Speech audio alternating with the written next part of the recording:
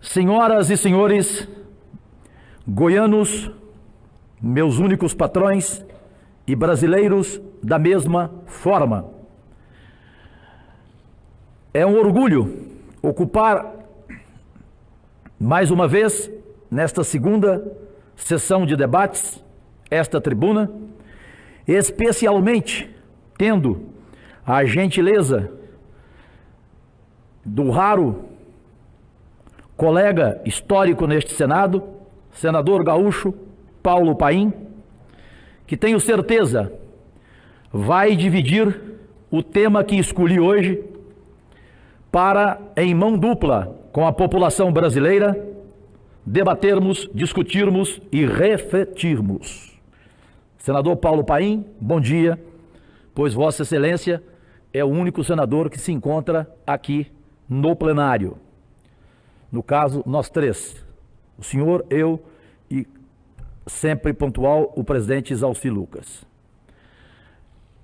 Meus amigos, minha gente, crescer ou desenvolver, eis a questão.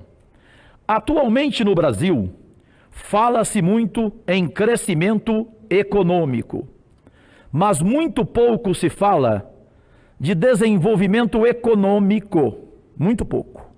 Entende-se que crescimento como uma prioridade em si mesma, sem maiores preocupações com os aspectos de desenvolvimento, há muitos relegados a segundo plano. Crescer e desenvolver devem ser as atividades paralelas, o que é possível mediante a uma melhor distribuição da renda. O incremento do mercado interno, a independência da exploração dos commodities, a priorização dos setores de indústria e serviços baseados na inteligência tecnológica e a priorização socialmente adequada dos investimentos e das políticas públicas do Brasil. Qual é, senador Paim, a diferença entre crescimento econômico e desenvolvimento econômico, presidente Isalci? Segundo a Organização das Nações Unidas, ONU, um país com alto crescimento econômico nem sempre é um país bem desenvolvido, pois o primeiro não garante o segundo.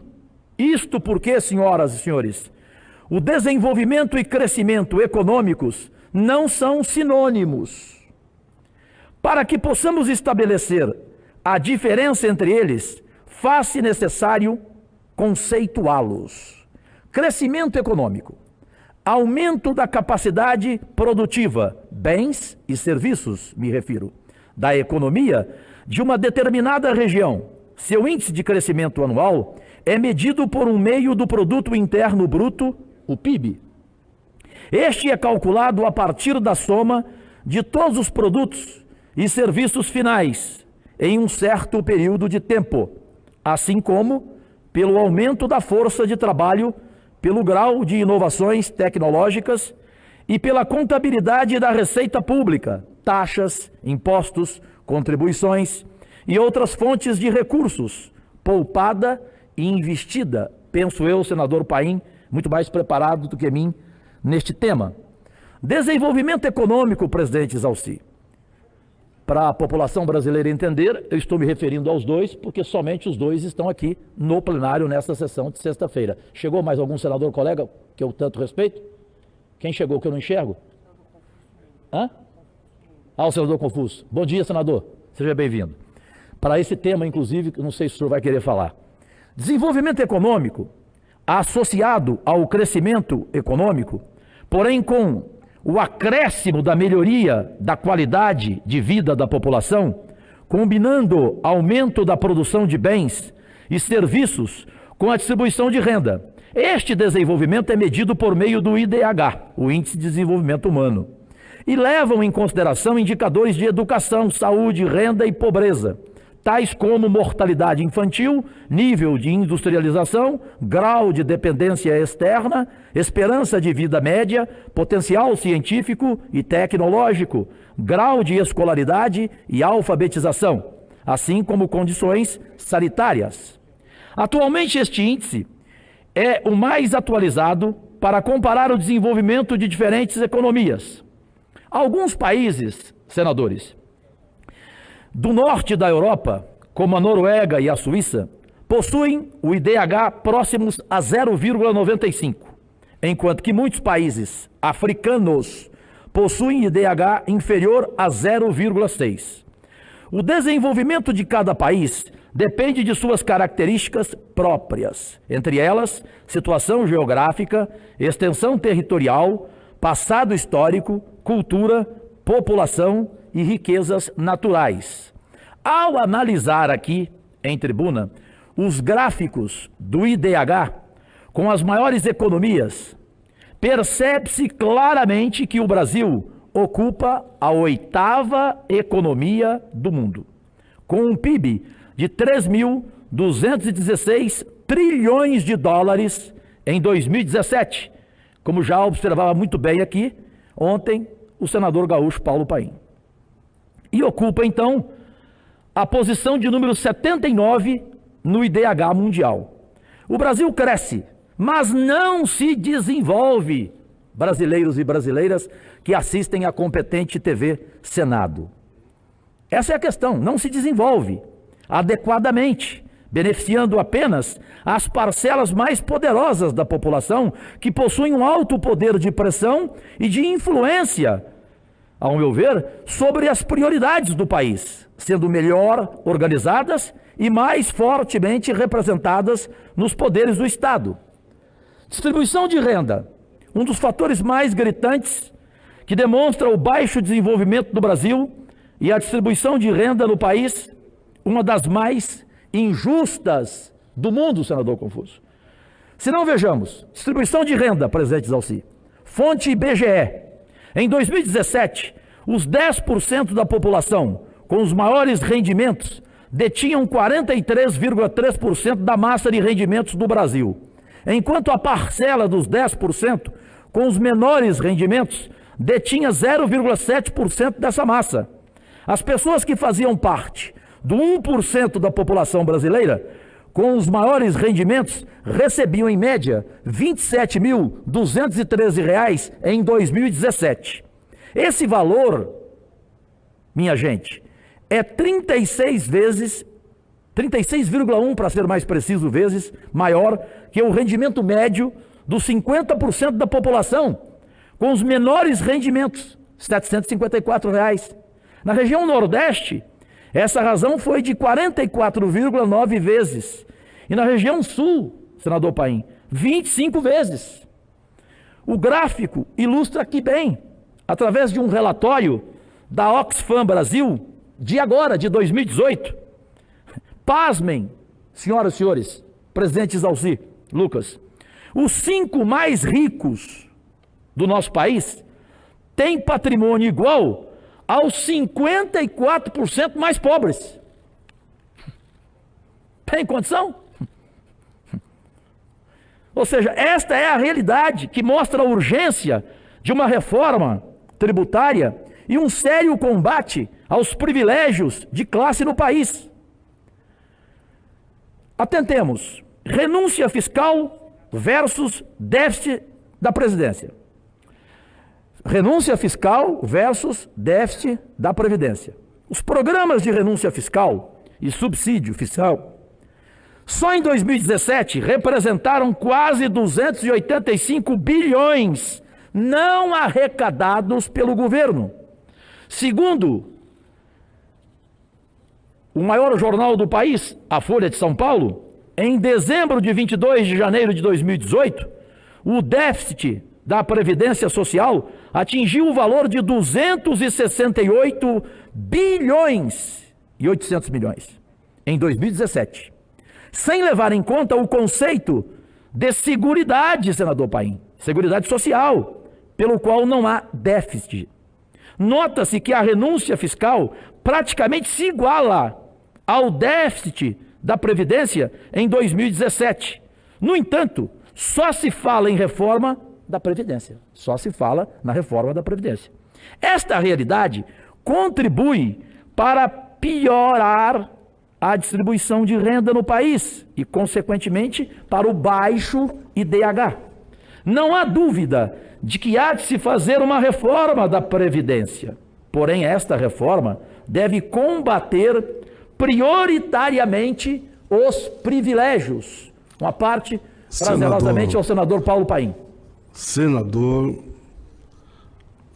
Cajuru, uma parte que Vossa Excelência fez ontem a esse humilde senador repercutiu muito.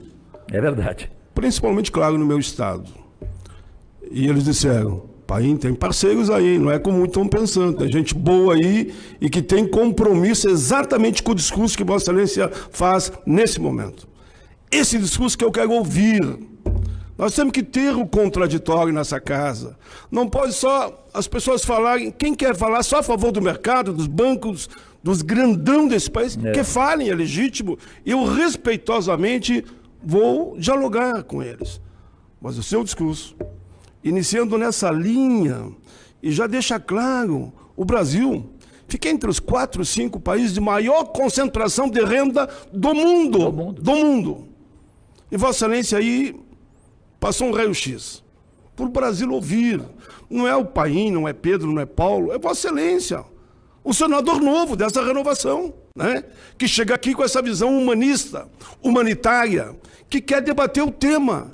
Eu digo que pessoas como Vossa Excelência, como eu, como também o presidente, tenho certeza, Isalci, como aqui o Confúcio ao nosso lado, somos pessoas que não temos posição firmada contra Pedro ou contra Paulo. Claro, claro. Nós queremos dialogar mediante argumentos que a casa vai trazendo. E aqui, nós estamos falando para todo o Brasil. Eu sempre digo que uma sessão da TV Senado é no mínimo 2, 3 milhões de pessoas, com certeza estão lhe assistindo. Eu queria lhe cumprimentar. Eu em seguida falarei mais especificamente sobre a Previdência. Mas Vossa Excelência entrou muito bem, que deu um lastro para o debate, porque a Seguridade Social, eu fui constituinte, é o melhor sistema do mundo em matéria de distribuição de renda. É a Seguridade. Porque ali está a saúde, está a assistência e a Previdência. Não vou mais tirar seu tempo, mas cumprimentá-lo com muito carinho e respeito. É bom ouvir senadores fazendo o pronunciamento do alto nível, qualificado, com subsídio, com dados, com números, para o Brasil ouvir para onde vamos, o que queremos, e todos nós queremos um Brasil melhor para todos. Parabéns. Senador Paulo Paim, ser reconhecido por Vossa Excelência é para mim um troféu, como empregado público que sou, nesse início de mandato como senador, tenho a certeza. E toda a parte feito por Vossa Excelência sempre acrescentará e me ensinará a me preparar melhor para esse debate que o senhor colocou muito bem. Ele tem que ser discutido em mão dupla e nunca em mão única. Presto atenção e um seu colega, que é um mito na história desse Senado, Pedro Simão, é meu conselheiro voluntário, aceitou. Falamos por telefone, eu o convidei, assim como convidei o Cristóvão Buarque e também a ex-senadora Luiz Helena. Ela na saúde, o Cristóvão na educação e na orientação política, o Simão. Senador Pedro Simão... Parabéns pelos nomes levantados aí, que são seus conselheiros, parabéns. O senador Tasso Gereissati falou que eu não tenho gabinete, que eu tenho um ministério. Aí, senador presidente Isalci, Simão me falou: Cajuru, concentre-se aí e toma a seguinte informação. Mostra quais são os 15 maiores devedores do país no que tange ao INSS. São 2 S de social. Primeiro lugar, massa falida da Varig, com 3 bilhões e 713 milhões. Segundo lugar, pasmem, quem? Senador confuso. A JBS, a corrupta JBS, do Joesley, com 1 bilhão 837 milhões. Aí vai, Viação Aérea São Paulo. Aí entre os 10, tem a Caixa Econômica Federal, com 549 milhões. Águas e Esgotos do Piauí. Aqui estão os 10. Quem quiser a cópia, prazerosamente eu entrego. É importante, então, aqui notar que o segundo maior devedor é a JBS SA, devedora de mais de 1 bilhão e 800 milhões. Dívida pública, então, devemos falar aqui. Um dos temas preferidos pelos economistas do governo e pela mídia é a enorme dívida pública do país. Não resta dúvida que este é talvez o maior dos nossos problemas.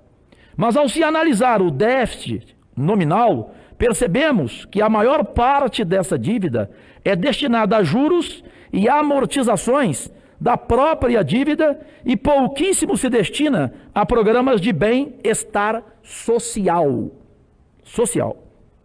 De forma bem simplificada, pode-se concluir que as ideias ultraliberais dos pensadores da escola de Chicago, por si só, não resolverão os graves problemas de injustiça social no Brasil. Havendo, então, para mim, a necessidade de uma intervenção profunda da sociedade nos critérios de distribuição de riqueza no país, especialmente para incorporar os mais de 12 milhões de desempregados e mais de 9 milhões de subempregados. Concluindo, a obsessiva preocupação com as metas de inflação, partindo do princípio de que é necessário retrair a demanda, precisa ser repensada para obtermos o desenvolvimento do país, além de seu simples crescimento. Brasil, caso nossa amada nação continue com a obsessão do crescimento, sem maiores preocupações com o desenvolvimento, continuaremos sendo um gigante deitado em berço esplêndido, sustentando por uma maioria de anões miseráveis. Um berço esplêndido, deitado, sustentado por uma maioria de anões miseráveis. Reforma da Previdência. Para terminar, presidente Isalci. Hoje o trabalhador pode se aposentar após 15 anos de contribuição e 60 anos de idade para a mulher e 65 anos para o homem. Homens podem se aposentar com 35 anos de contribuição e mulheres com 30 anos, independe da idade. Por essa regra, um homem que começou a trabalhar aos 20 anos e se manteve empregado, contribuindo até os 55 anos, poderia se aposentar. Ou seja, quanto mais tempo o trabalhador ficar desempregado, maior será essa idade para chegar à aposentadoria. Hoje, essa idade média do trabalhador da iniciativa privada está acima dos 70 anos. Na proposta do governo, divulgada para a imprensa, vimos que o tempo mínimo de contribuição é de 40 anos. Isso, senhoras e senhores, projeta uma idade estimada de 80 anos para o trabalhador se aposentar. Além disso, o governo propõe o regime de capitalização obrigatório. Nesse regime, o trabalhador é obrigado a contratar um fundo e definir um valor mensal para contribuir, e o governo vai definir uma entidade gestora desses fundos de capitalização, e assim, quando o trabalhador for se aposentar, ele poderá sacar os recursos que depositou, acrescidos dos rendimentos que a entidade gestora conseguir obter com a aplicação dos recursos. E aí, essas entidades gestoras, entre aspas, não são obrigadas a apresentar resultados positivos para as aplicações, podendo então aposentar todo tipo de prejuízos, ou mesmo de falência. O trabalhador poderá pegar o seu FGTS e colocar nesses fundos. Não se sabe então, senadores presentes, Paim, Confuso e presentes Alci, se os patrões serão obrigados a contribuir com o quanto? Com quanto eles serão obrigados a contribuir? Pergunto. O mais provável é que patrões sejam dispensados da contribuição patronal com a Previdência. Além disso, hoje as pessoas que não conseguem atingir 15 anos de contribuição quando chegam aos 65 anos, recebem um benefício de um salário mínimo pela LOAS, a Lei Orgânica da Assistência Social. O governo pretende reduzir esse benefício de prestação continuada para 60% do salário mínimo. Meu Deus do céu. Sendo que a pessoa só passaria a recebê-lo aos 80 anos. Essas informações não são oficiais, mas vêm da imprensa, da grande imprensa, da boa imprensa. Vale lembrar, então, que toda a argumentação do governo se baseia em um déficit da Previdência que não existe, segundo apurou a CPI da Previdência, que o senador Paulo Paim conhece muito melhor do que eu, realizada aqui no Senado no ano passado.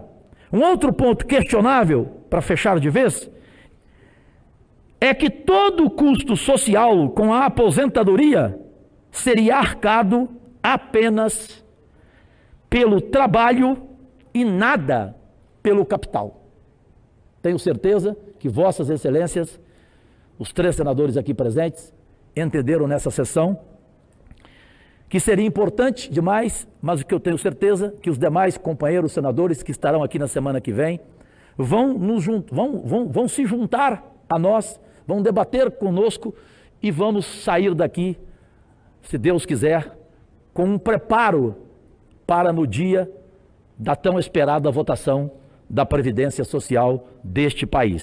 Respeito, senadores colegas que estão em seus estados, trabalhando para seus eleitores, buscando recursos, mas só lamento que gostaria que a casa estivesse cheia para que houvesse um debate mais profundo e que eu pudesse até aprender com outros colegas. Presidente Zalci, muitíssimo obrigado, um ótimo final de semana. Parabenizo a fala de Vossa Excelência.